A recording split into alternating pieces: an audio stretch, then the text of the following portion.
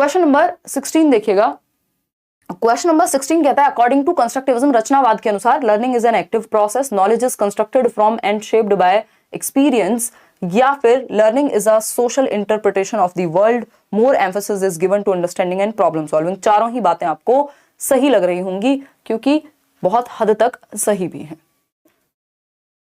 ठीक है, creative mind, आप तो हैं ही क्रिएटिव, आपने क्रिएटिव को भी नाम चेंज कर दिया है ना, क्रिएटिव बना दिया आपने। कितनी लंबी चलेगी क्लास अभी, बस 4 क्वेश्चंस और हैं, इसके बाद फिर आप अपने घर जा सकते हैं और मैं अपने, वैसे तो हम सभी अपने अपने घर हैं, मैं अज्यूम कर रही हूँ, बट ऐसे कहने में अच्छा लगता है। ठीक है, क्वेश्चन नंबर 16 देखिएगा क्या हुआ। अच्छा, तुमको तो सच में ही घर जाना है अपने, तुमको छोड़ के आऊंगी।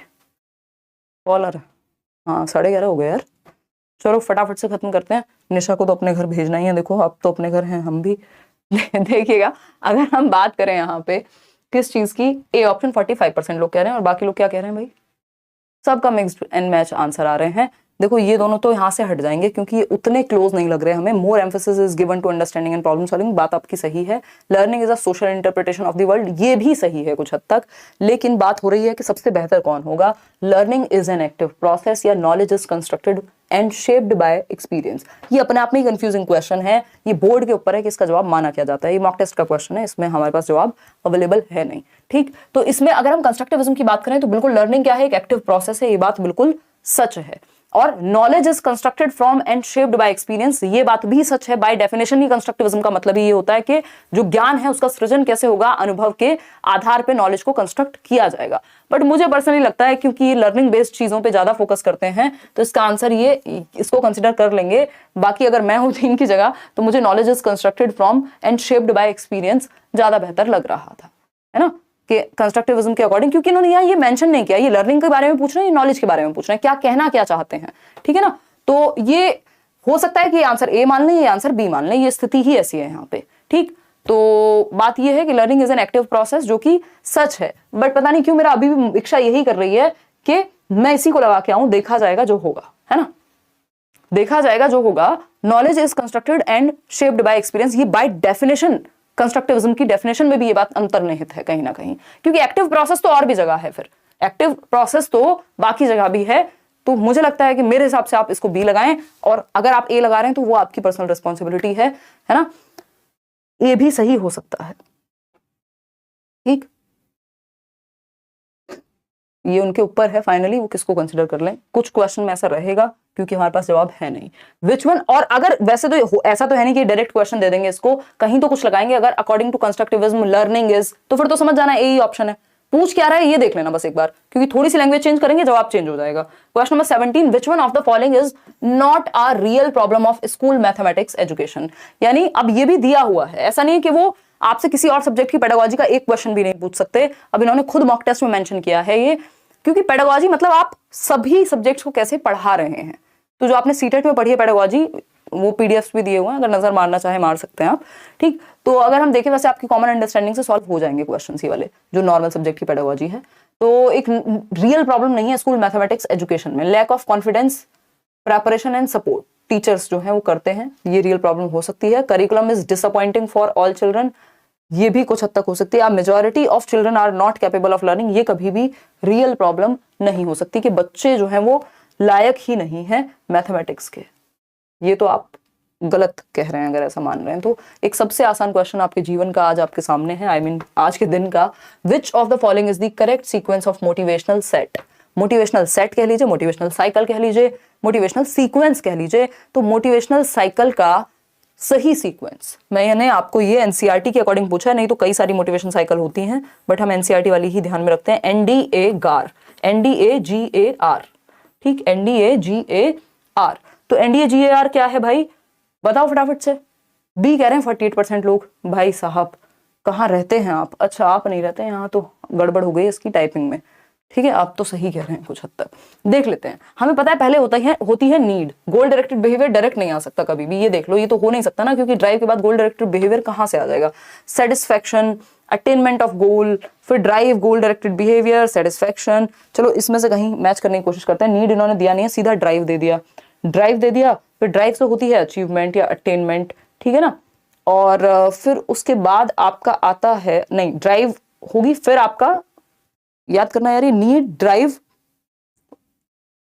ड्राइव के बाद क्या होता था, अराउजल। हाँ, नीड, ड्राइव, अराउजल, तो फिर तो गोल डायरेक्टेड ही आएगा भाई, ड्राइव के बाद गोल डायरेक्टेड ही आएगा, आप सही चल रहे थे। ड्राइव क्योंकि यहां से ड्राइव लिया, फिर ये अराउजल की इन्होंने बात ही नहीं की, गोल डायरेक्टेड बिहेवियर की बात कर रहे हैं। फिर आपका गोल डायरेक्टेड बिहेवियर के बाद अचीवमेंट ऑफ गोल यानी अटेनमेंट ऑफ गोल, और रिडक्शन इन अराउजल या सेटिस्फेक्शन आप कह सकते हैं। आप बिल्कुल सही थे, ये क्वेश्चन मैंने पढ़ा ही नहीं था। Drive, satisfaction, attainment of goal, satisfaction पहले नहीं आ सकता ना, जब तक, अगर सेटिस्फेक्शन आ गया फिर काहे की मोटिवेशन है, फिर तो आप कुछ करेंगे ही नहीं, कहना अरे मैं तो चिल्ड आउट हूं यार, है। ड्राइव, गोल डायरेक्टेड बिहेवियर, मतलब ऐसा नहीं है, रियलिटी में ऐसा नहीं है कि ऐसा नहीं होता है, बट वो फिर अलग तरह का मोटिवेशन होगा। Drive, goal directed behaviour, satisfaction, attainment of goal. Drive से सीधा गोल डायरेक्टेड बिहेवियर, ठीक तो है, फिर सेटिस्फेक्शन, फिर गोल बाद में अचीव होगा, सेटिस्फेक्शन पहले आ जाएगा। कौन सी चक्की का आटा खा रहे हैं पता नहीं ये लोग। B option is the right answer over here, ठीक है ना। आगे बढ़ेंगे। ये इनसेंसिटिव कौन कह रहा है, किसको, कहाँ, कौन है ये व्यक्ति, ऐसा मत लिखो यार अपने बारे में। नीड, ड्राइव, अराउजल, गोल डायरेक्टेड बिहेवियर, अचीवमेंट और रिडक्शन ऑफ अराउजल, तो ये थोड़ा सा कॉमन सेंस आप लगा लीजिएगा, है ना, थोड़ा सा कॉमन सेंस आप लगा लीजिएगा, क्योंकि देखो इन्होंने ये पहली बार किया है, मैंने इस क्वेश्चन को पूरा पढ़ा ही नहीं था, मतलब जब मैं इसको निकाल रही हूँ मुझे लगा वही अपना साइकिल होगी, थोड़ा टाइम दिया करो मैम, चलो थोड़ा टाइम दे देंगे। तो हमने देख लिया यहाँ पे कि उन्होंने नीड के बाद सीधा ऑप्शन में ड्राइव, ड्राइव तो दिया हुआ है, नीड दिया ही नहीं, नीड दिया ही नहीं, ड्राइव, गोल डायरेक्टेड बिहेवियर, फिर उसके बाद अचीवमेंट, उसके बाद उन्होंने कह दिया सेटिस्फेक्शन। ये अपने आप में अलग तरह की साइकिल बना दी उन्होंने, ठीक। तो उस हिसाब से, क्योंकि जैसा ऑप्शन है उसी हिसाब से हम जवाब देंगे ना, तो आप तो सही थे, गलती हमारी थी। क्वेश्चन नंबर 19 देखिएगा फटाफट से, फिर हम आगे बढ़ेंगे। हुडी वालों रुक जाओ भाई, हुडी भी देंगे, आपसे कहा तो है नंबर लेके आओ, देंगे हुडी, हुडी या टी शर्ट में से कुछ भी दे देंगे जो आप कहेंगे, ठीक है जी। आप थोड़ा तो कंफ्यूजन होगा ना हर्षित, अगर अच्छे क्वेश्चन करेंगे तो भाई। और बताओ ये हंसने वाला व्यक्ति कौन है, अगर कोई हंसा आज, हंसना बंद कर लो, है ना। जो पेपर ले रहा है उसको, जिसको पेपर देने जाना है उसको सांस क्यों लेना है, मजाक कर रही हूँ, है ना। चलिए ए ऑप्शन, कोई कह रहा है अब आप निशा मैम को भी फेमस कर देंगे, हैं क्या रखा है ये 130 करोड़ की आबादी वाले देश में, और अब तो हम फर्स्ट पे आ गए ना, कौन ही फेमस है किसी को लगता है, और हो ये, और अपने आप में समस्या है वो एक, आप निकलिए बाहर, हैं आप शांति से बात करके दिखाइए 2 लोगों में, फिर आप सोचेंगे यार शाम को निकलेंगे जब शांति होगी, देखिएगा। और ये एक थोड़े से पार्ट में ही इंसान को समझ आ जाता है अगर सही इंसान हो तो। हम लोग तो, ये ऐसा भी नहीं है कि बहुत दुनिया से अलग फेम हम ही लोग को मिला है, बट मतलब मैं यूट्यूब कम्युनिटी की या जनरली बात कर रही हूँ, तो लेकिन वो एक सेमी फेमस होना भी अपने आप में प्रॉब्लम है, अगर देखा जाए आपकी आजादी की बैंड बज जाती है। देखो, best organised teaching is one in which, यानी सर्वोत्तम संगठित शिक्षण वह होगा, बेहतर ऑर्गेनाइज्ड टीचिंग क्या होगी, स्टूडेंट्स कोऑपरेशन इज मैक्सिमम, यानी विद्यार्थियों का अधिकतम सहयोग होता है, बट हाँ अच्छा लगता है ऑफकोर्स जब आप लोग मिलते हैं। देखिए स्टूडेंट्स कोऑपरेशन इज मैक्सिमम, जहां कोऑपरेशन मैक्सिमम हो चलो ठीक है, बट ऑर्गेनाइज्ड टीचिंग की बात हो रही है यहाँ। All possible teaching aids are used, ये तो जरूरी नहीं है। Occurrence of learning gaps is minimum, ये ज्यादा बेहतर लग रहा है। प्रॉपर डिस्कशन इज डन, नहीं, ऑर्गेनाइज्ड टीचिंग की बात हो रही है, ऑर्गेनाइज्ड टीचिंग। तो ऑर्गेनाइज्ड टीचिंग में तो हम ये कहेंगे कि इस तरह से आपने ऑर्गेनाइज किया है कि जो लर्निंग गैप है वो कम से कम हो रहे हैं। कोऑपरेशन इज मैक्सिमम, वो एक डिफरेंट चीज है, जरूरी नहीं है कोऑपरेशन के लिए हमेशा ऑर्गेनाइज्ड ही होगी टीचिंग, वो आपके व्यवहार पे, बहुत सारे टैक्टिक्स पे भी डिपेंड कर सकता है। मेरे ख्याल में इसका answer occurrence of learning gaps is minimum, यानी ये नहीं कहा जा रहा कि लर्निंग गैप्स हो ही ना, ये लर्निंग एरर्स नहीं है, ये एरर्स तो होंगे, जो गैप है एक चीज से दूसरी चीज के बीच में, जो कनेक्शन है, वो टीचर ने इतने अच्छे से अपने कंटेंट को ऑर्गेनाइज किया है कि वो गैप नहीं बनता, सारे डाउट्स क्लियर हो जाते हैं, तो गैप मिनिमम रहता है लर्निंग के बीच में, वो ज्यादा बेहतर ऑर्गेनाइज्ड माना जाएगा। क्वेश्चन नंबर 20 देखिएगा, the chief objective of guidance is to bring about in learning, भाई जो निर्देशन का मुख्य उद्देश्य होता है अधिगम में, वो किसको सम्मिलित कर पाना है। अभी प्यूपिल टीचर रेशो पे आएंगे, पहले ये अब लास्ट क्वेश्चन है आज के लिए, फटाफट से देख लीजिए, समझते हैं, जवाब दीजिएगा, जवाब। हाँ नल करिकुलम इज कह सकते हैं, विच इज नॉट टॉट, जो पढ़ाया नहीं जाता वो नल करिकुलम का हिस्सा हो गया एक तरह से, ठीक है जी, ठीक है या नहीं है। अच्छा कोई कह रहा है हमें दोनों हुडी और टी शर्ट दोनों चाहिए, तो एक काम करो टॉप 10 में टॉप 20 में ले आओ रैंक केवीएस में।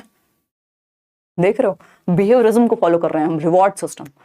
देखो क्वेश्चन नंबर 20 क्या कहता है, द चीफ ऑब्जेक्टिव ऑफ, चलो टॉप 50 टॉप 100 में, या टॉप 100 में कई सारे ले आएंगे फिर बड़ा ले आना, चलो जाओ जाओ ले आओ, जाओ सबके लिए एक हुडी और एक टी शर्ट और भी कुछ चीजें ऑर्गेनाइज करा देंगे, टॉप 100 में ले आओ, कोई दिक्कत नहीं है। The chief objective of guidance is to bring about in learning, बताइएगा। मेल मल्टीपल टाइम्स करना भूल जाती हूँ मैं, देखना। अगर हम बात करते हैं 41% कह रहे हैं A option, the chief objective of guidance, हाँ बिल्कुल सही कह रहे हैं आप लोग। Increase responsibility for self direction, यानी स्व दिशा हेतु बढ़ा हुआ उत्तरदायित्व, यानी गाइडेंस जब आपको मिलती है तो आपका सेल्फ डायरेक्शन, आप खुद को गाइडेंस बेहतर तरीके से दे पाते हैं। अगर एक अच्छी गाइडेंस है तो उसका ऑब्जेक्टिव ये होना चाहिए कि व्यक्ति खुद को सही से गाइड कर पाए, सेल्फ डायरेक्टेड हो उसकी लर्निंग। एबिलिटी टू कम्पीट, दूसरों के साथ लड़ना झगड़ना कॉम्पिटिशन करना, ये अच्छी बात यहाँ नहीं मानी जाएगी। Achievement level that is with in students capacity, ये भी नहीं है कि गाइडेंस जो है क्या करेगी, एक ऐसी लर्निंग जो उसकी कैपेसिटी के अंदर होगी, जबकि हम पेडागोजी में कैपेसिटी को क्या मानते हैं, पोटेंशियल को हम इंक्रीजेबल मानते हैं, या हम कहते हैं एबिलिटी इज क्या कहेंगे, इंक्रीमेंटल। इंक्रीजेबल जैसा कोई शब्द होता नहीं होगा डिक्शनरी में, इंक्रीमेंटल यानी बढ़ाया जा सकता है कैपेसिटी को। तो attainment of mastery of subject matter, नहीं, ठीक। तो A option is the right answer over here. अब हम पढ़ते हैं आरटीई। आउट ऑफ 20 क्वेश्चंस कितने आपके ठीक हुए ये आप कमेंट करके बताएंगे। जितने लोगों को अभी भी लगता है कि वो 30 एक जो लाइव क्लास हैं वो ले सकते हैं, या उनको अब सीटेट वीटेट हो गया है, कोई और बैच अभी आ नहीं रहा है तो पढ़ लें बैठ के कुछ नया, तो वो ये देख सकते हैं वो। और 100+ वीओडी है, बट वीओडी में जिन टॉपिक्स में आपको कंफ्यूजन हो वही देखिएगा। ये एडमिशन आपका ओपन है, शायद 2-4 दिन रहे ओपन। जिनका पीआरटी का एग्जाम है वो इसको कंसिडर कर पाएंगे। आरटीई की हम बात कर रहे थे प्यूपिल टीचर रेशो की, तो जब हम प्यूपिल टीचर रेशो की बात कर रहे थे इसको समझिएगा ठीक से, प्यूपिल टीचर रेशो, ठीक। तो जब हम प्यूपिल टीचर यानी शिक्षार्थी शिक्षक रेशो की बात कर रहे हैं, अनुपात की बात कर रहे हैं, तो हमें ये पता होना चाहिए कि जो प्राइमरी लेवल है उस पर 30:1 यानी 30:1, 30 बच्चे एक टीचर। जो अपर प्राइमरी या एलिमेंट्री लेवल है जिसमें 6th to 8th की बात हो रही है वो 35 बच्चे। तो 6th to 8th के लेवल पे या अपर प्राइमरी या आगे भी, और अगर हम बात कर रहे हैं अभी तो आरटीई इसी लेवल पे लागू होता है 1st to 5th की, तो 30 बच्चों पे एक टीचर। उसके बाद अगर हम बात करें तो ये फाइनल जो एक स्टेटमेंट है वो ये कहता है कि किसी भी स्थिति में 40:1 से एक्सीड नहीं करना चाहिए इस रेशो को, यानी नॉट मोर देन, इससे ज्यादा नहीं होना चाहिए। मतलब किसी स्कूल में बच्चे ज्यादा भी हो गए तब भी 40:1 से, यानी एक टीचर और 40 बच्चों से ज्यादा नहीं होना चाहिए किसी भी स्थिति में। नॉर्मली क्या होना चाहिए, 30 बच्चे एक टीचर प्राइमरी लेवल पे। अब तो जनरली मिनिमम टीचर 2 कहते हैं ये लोग कि 2 टीचर तो होने चाहिए, 60 बच्चे होने चाहिए। 35 की अगर हम बात करें तो 35 बच्चों पे एक टीचर। 6 क्योंकि बड़ी क्लास है तो ज्यादा अच्छे से मैनेज कर सकता है टीचर, तो 5 बच्चे और बढ़ा दिए, लेकिन 40:1 से इसको एक्सीड नहीं करने देना है। और यही बात अगर हम करें स्पेशल एजुकेशन की, जिसको अभी अप्रूव कर दिया गया है कि 10:1, अगर स्पेशल एजुकेशन की बात करें 10:1 प्राइमरी लेवल पे और एलिमेंट्री लेवल पे 15:1। सही है कि नहीं निशा, अपडेटेड हो कि नहीं हो, है ना। तो प्राइमरी लेवल पे 10:1, अगर स्पेशल चिल्ड्रन है तो उस केस में वहां पे स्पेशल एजुकेशन में 10 बच्चों पे इंक्लूसिव क्लास में एक टीचर स्पेशल टीचर, और अपर प्राइमरी या एलिमेंट्री जो हम 6 to 8 की बात कर रहे हैं उसमें 15 बच्चों पे एक टीचर। ठीक है जी। और ये हमें पता है नॉर्मल बच्चों के केस में 6 से 14 वर्ष के लिए आरटीई लागू होगा, फ्री एंड कंपल्सरी एजुकेशन। जो डिसेबल्ड बच्चे हैं उनके लिए 6 से 18, और अभी जो बात चल रही है वो चल रही है नई एजुकेशन पॉलिसी में कि 3 से 18 वर्ष तक क्या कर दें हम, 3 से 18 वर्ष तक के बच्चों के लिए राइट टू एजुकेशन को हम लागू करा दें। ठीक, ये प्रपोजल है, अभी फाइनली नहीं हुआ है। ठीक, और जो ECCE का टाइम होता है जिसमें फ्लुएंसी जो आपकी फाउंडेशनल लिटरेसी एंड न्यूमरेसी की जब हम बात कर रहे हैं तो उसमें भी हम किस पे बात कर रहे हैं, हम उस पे बात कर रहे हैं 3 से 6 वर्ष में बच्चे की जो फाउंडेशन है उसको स्ट्रॉन्ग कर दिया जाए, है ना, बाल वाटिका और ये सब। तो FLN को हम यहाँ लागू कर रहे हैं। ठीक, ECCE क्या है, early childhood care and education, article 45 में आती है। RTE किस आर्टिकल में आती है, आर्टिकल 21A के तहत है। ये 86th अमेंडमेंट 86वां संविधान संशोधन हुआ था जिसमें ये बातें हुई थी। ठीक, अब ऐसे, और ये FLN किसके तहत हम पूरा कर रहे हैं, निपुण मिशन है, जो कि एक मिशन बनाने की, नेशनल मिशन क्रिएट करने की बात हुई थी ना नेशनल एजुकेशन पॉलिसी में। ठीक, तो ये बेसिक बात है। इसमें हम क्या चाह रहे हैं, हम चाह रहे हैं फाउंडेशनल लिटरेसी, यानी बच्चा लिटरेट हो पाए, बेसिक रीडिंग राइटिंग उसके अंदर आ पाए, और न्यूमरेसी, यही 3 चीजें हैं, यानी बेसिक जोड़ घटाना गुणा भाग वो सीख ले। ठीक है, इतनी सी बात है। अब हम कल मिलेंगे 9 बजे। Thank you so much. आप रात के 11:45 तक भी जुड़े रहे। ठीक, क्लियर है? क्लियर है। चलिए कल मिलते हैं। Take care, bye bye. ठीक है सत्येंद्र, बहुत बढ़िया।